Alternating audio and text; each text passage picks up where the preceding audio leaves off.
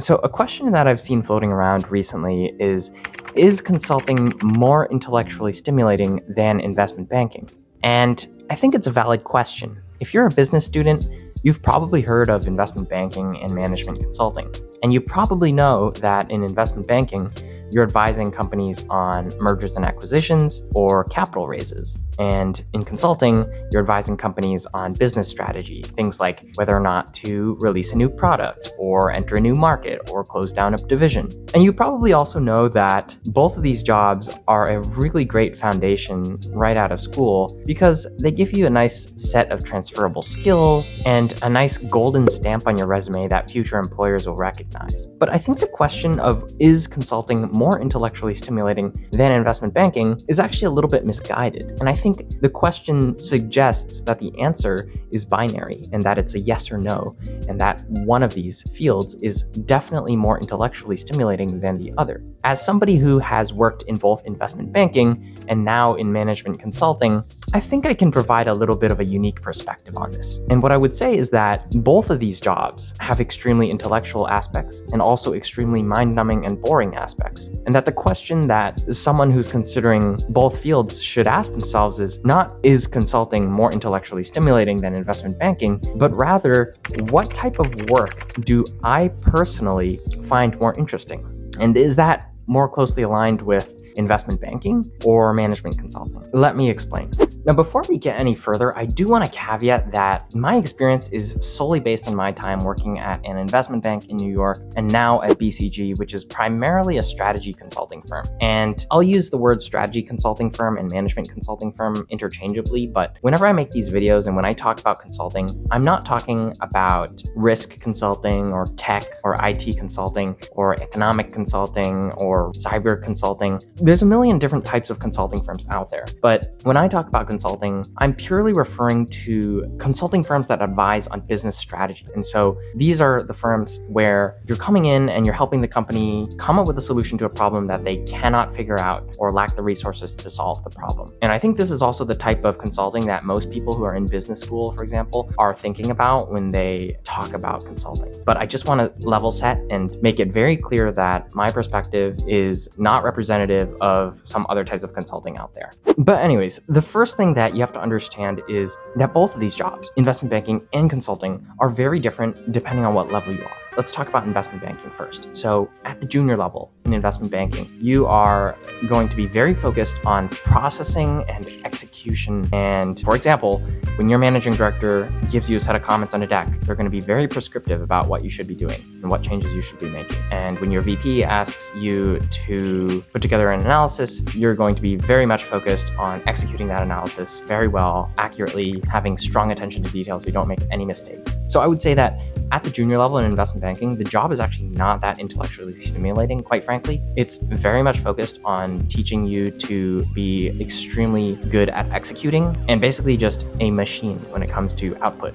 But as you progress to the senior levels of investment banking, this is where the work can become very, very interesting, because then it becomes less about spending all your time in spreadsheets and more about negotiating with clients, structuring M&A deals, and managing all the different third parties strategically in a way that helps you close the deal. And so from that perspective, investment banking can be very, very intellectually stimulating. Because as a mid to senior level banker, you start to have to think about high level, how am I going to market this company to buyers? How am I going to tell a story that excites people and creates interest in the company? And then how do I make sure that the buyer is recognizing the value of the company and paying a proper price for this business?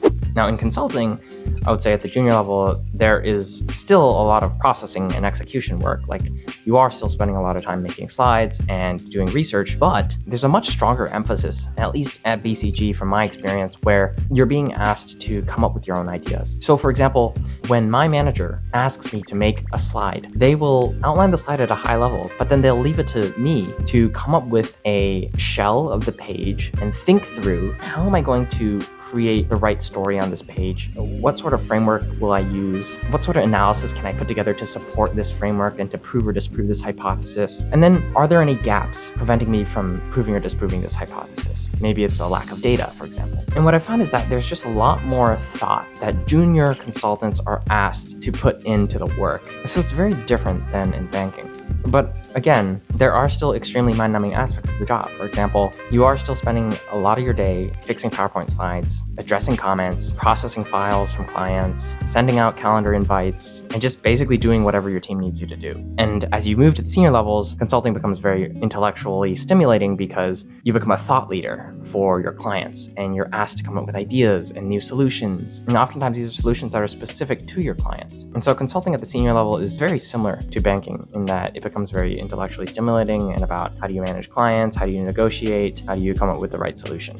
One nuance that I might add though is that at the highest levels, when you're either a really good managing director in investment banking or a really good managing director in consulting, both of those roles are extremely intellectually stimulating, and you're going to be trying to push the limits of what you've seen and what you think is possible. But I think that in banking, it's a little bit easier for someone to be sort of a subpar MD and sort of get by, because in banking, you're primarily trying to sell companies, and it's much easier to sort of throw a hockey stick projection onto a company and fluff it up and make it look good to potential buyers or investors and do a sell side transaction, even if you don't think it's truly the best idea for the client, because you just are incentivized to close the deal and collect your fee. Whereas in consulting, I think it's hard to be at the senior level and not thoughtful, because you're really judged much more heavily on the content of your thought leadership. And so you can't have subpar ideas and still expect to be a successful managing director in consulting at the senior level. So again, to reiterate, I think that at the senior level, both these jobs are extremely interesting, but this presupposes that you are at the top of the field. And so with all that in mind,